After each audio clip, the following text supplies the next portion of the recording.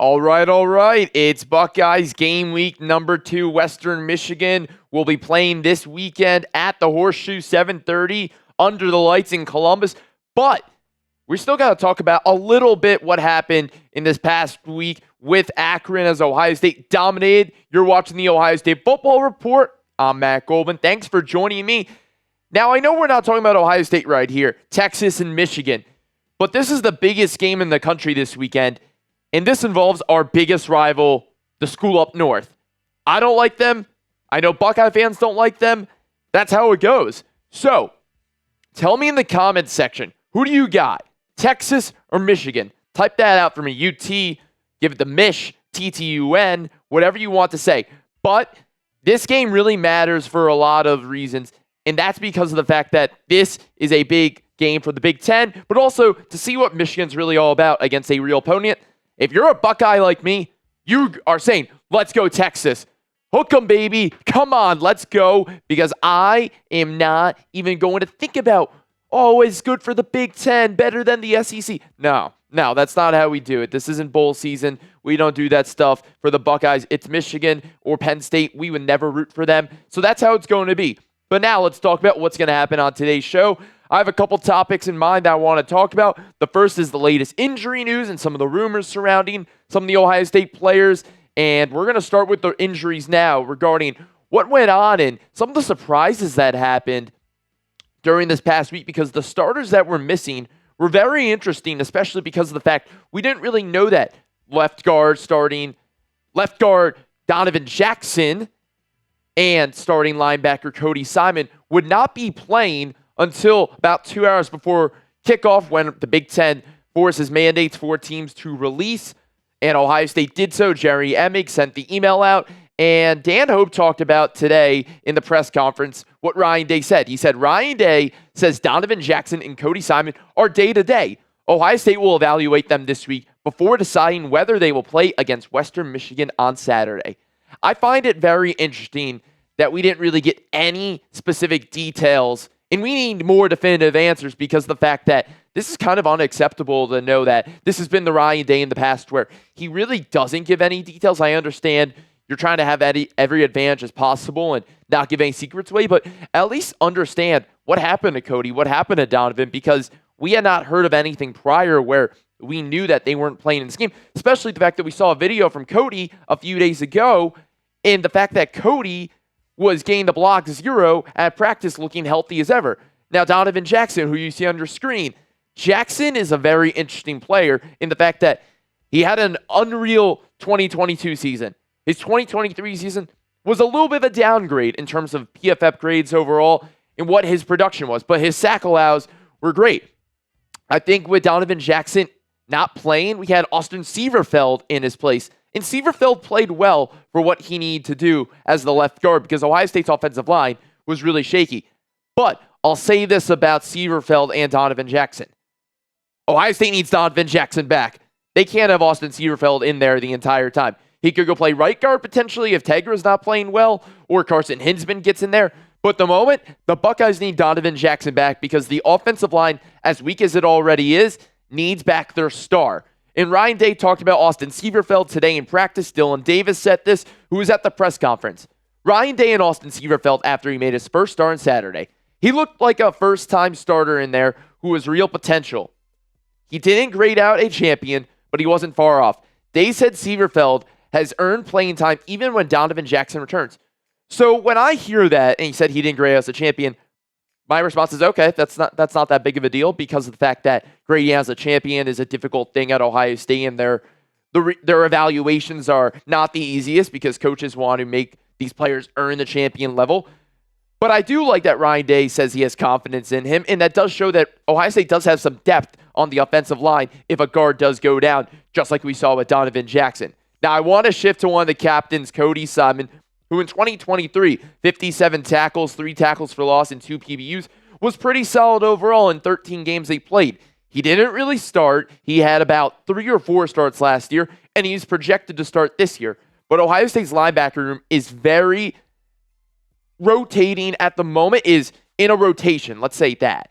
Ohio State's linebacker room is in a rotation between C.J. Hicks, Cody Simon, Sonny Styles, and Arvell Reese. You can put all 4 of those out there in different combinations, and you'll have success.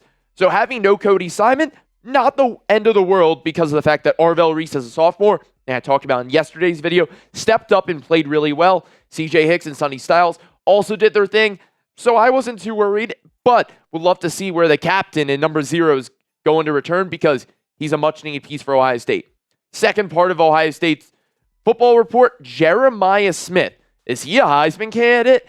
I know it's one game, but the hype is there. These are some of the rumors going on. I mean, when you look at the stats, what he did as a freshman, 18-year-old, in one game against a group of 5 opponent like Akron is, 6 receptions, 92 yards. But the biggest thing was the 2 touchdowns leading the way. Out of any Buckeye that day, Smith was unbelievable. And when I look at comparisons of what a Heisman wide receivers look like in the past, so I'm comparing Jeremiah Smith to Devontae Smith in 2020, his Heisman year, in his first game as a college player in 2020. Those are very big comparisons right there because of how good Devontae Smith was. But let's look at the comparisons. Receptions, Smith had 2 more. Yards, Jeremiah Smith, he outplayed him. The average, same thing with touchdowns and long. So I'm not too upset the way that Jeremiah Smith played because of the fact that he played better than what Devontae Smith did as a junior at Alabama. And Devontae Smith was a Heisman winner. Let's get that straight. Heisman winner. So when I look at Jeremiah Smith on the field, I think to myself, that's a stud right there. That guy is legit. He is a threat for any team that's going to guard him any game because I don't think there's a cornerback out there right now in the country that can handle his physical presence, his route running skills, just anything that he's able to provide for Ohio State. He's doing better than anyone else in the country.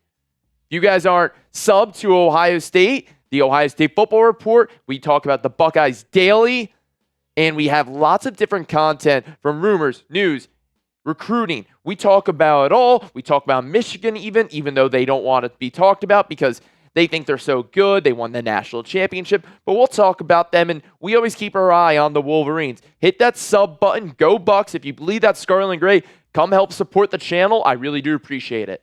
Last piece on this show today, it's about Kyle McCord versus Will Howard. This is an interesting debate, and I rub my hands together because it is a little peculiar how everything has worked out so far for these 2 quarterbacks.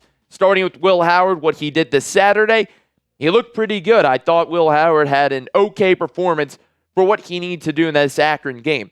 You look at the statistics overall, the yards, the touchdowns. He didn't really have many rushing yards, even though he's more of a dual-threat quarterback than Kyle McCord ever was. But the rating was there, and the completion stats were also pretty good. I thought the decision-making was okay from Will Howard. I would have liked to see more rushing attack from Will Howard, but you know what? If he doesn't have to use his legs, that means the O-line's working and blocking, the receivers are getting open. On the flip side now, McCord. This is interesting. I don't remember seeing Kyle McCord have a stat line like this in a long time. He did have an interception to add to these statistics, but I felt like including the rushing yards was more important because he had -1 rushing yard, and it kind of stood out as if we've seen this before because he really didn't run the ball much at Ohio State. And I compared these two. I decided to make these for you guys, so you're welcome. I wanted to show right here what these two did, laying out the exact comparison. And it's pretty interesting to think that Kyle McCord outplayed Will Howard.